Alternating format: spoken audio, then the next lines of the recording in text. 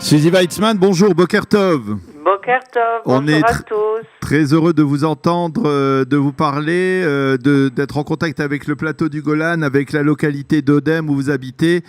Et on a beaucoup parlé, bien entendu, du plateau du Golan en fin de semaine avec la déclaration inattendue, plus ou moins inattendue, de Donald Trump qui reconnaissait la souveraineté de l'État d'Israël sur le plateau du Golan.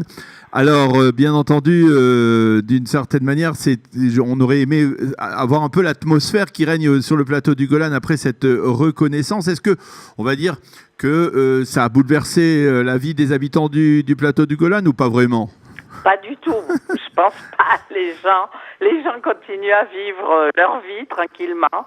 Rien de spécial ne se passe. Le printemps arrive, les fleurs commencent à fleurir, les arbres à bourgeonner. On a une vie très tranquille. Bon, il y a beaucoup de... Il y a encore de la neige sur le Hermon ? Il y a encore de la neige. Il y a encore pas mal de neige sur le plateau. Pardon. Voilà. Pardon, une petite minute, j'ai mon téléphone qui sonne, je vais l'arrêter. Voilà. C'est en direct, nous sommes en direct. C'est super direct, avec mes excuses. Voilà, non, tout est tranquille, il y a encore pas mal de neige, les gens viennent encore.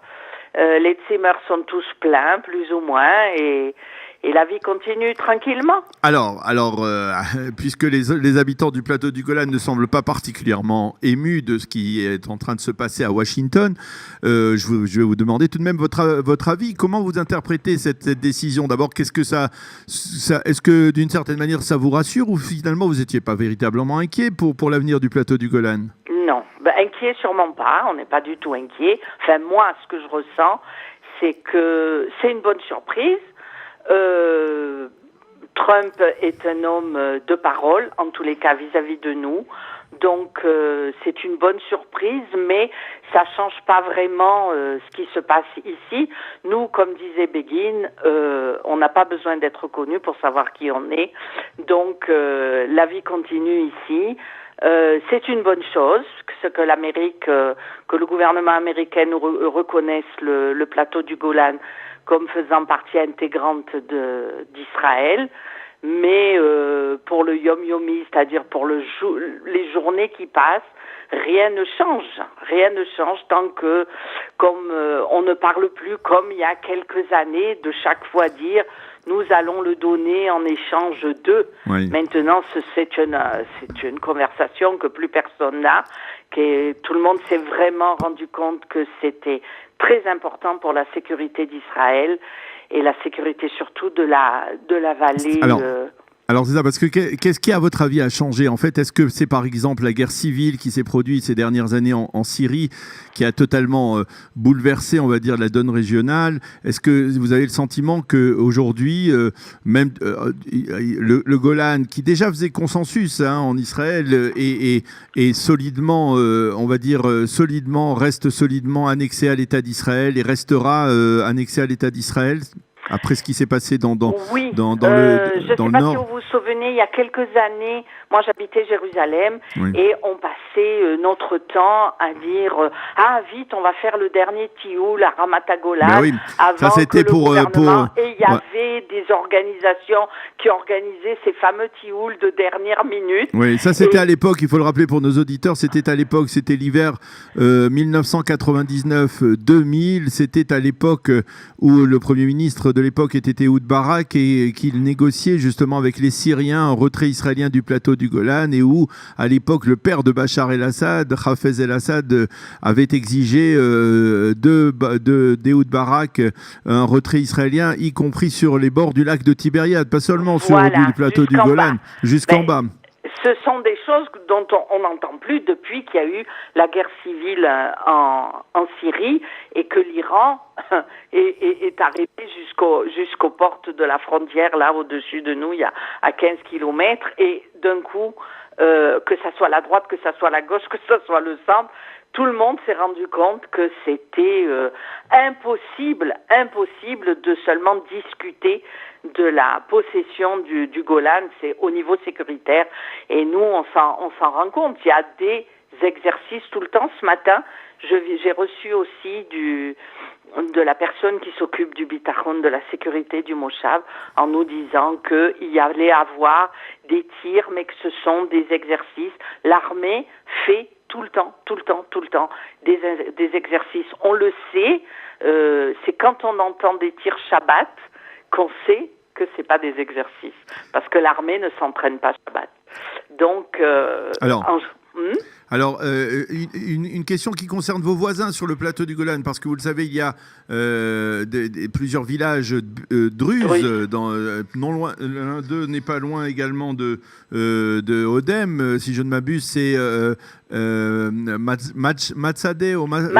Matsadeh voilà. Est à 10 minutes de chez nous, voilà. D'ici. Alors, c'est l'un des 4 villages druzes du plateau du Golan. Voilà, ils sont tous à 10 minutes, un quart d'heure de Odem. Alors, on a entendu hier qu'il y avait une manifestation de Druzes du Golan qui continue. C'était à Majdel Sharm. Voilà, c'était à Majdel Sharm, c'est donc plus haut, à proximité du Hermon, qui continuait on va dire, à faire acte d'allégeance à Bachar el-Assad et à refuser. C'est une minorité. Alors, c'est ça. Quel est l'état d'esprit de la population druze que vous rencontrez? Alors, moi, j'ai une maman qui est handicapée. C'est une druze de Boukata, un des 4 villages, qui vient s'occuper d'elle tous les matins et tous les soirs.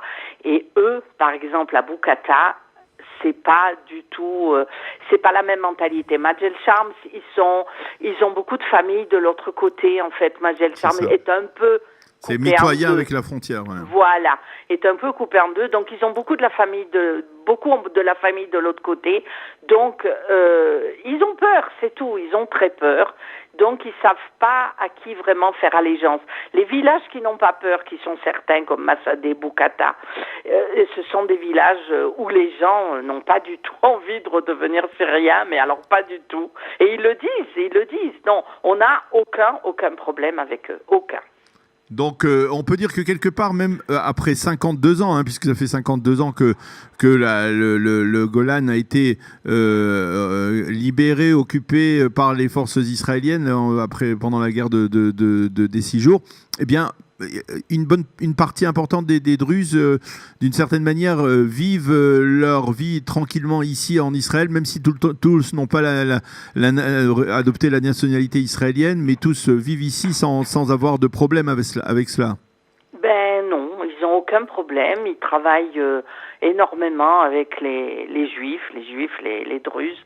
Il n'y a pas de problème. Il y a 2 catégories chez les Druzes. Il y a les gens qui ne sont pas religieux, qui sont habillés à l'occidental, et il y a les gens qui sont plus religieux. Dans la Ochloussia, c'est-à-dire dans la population religieuse, j'ai une femme de ménage comme ça, qui s'occupe des tzimmer, on peut trouver des gens qui regrettent le temps où ils étaient syriens, mais c'est une petite minorité. Quand on discute avec les gens, il y a tous les avis. C'est comme en Israël, il y a tous les avis.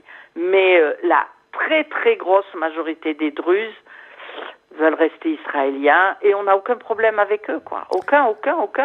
Alors, vous parliez de Tzimmer, ça nous amène à dire un mot du tourisme.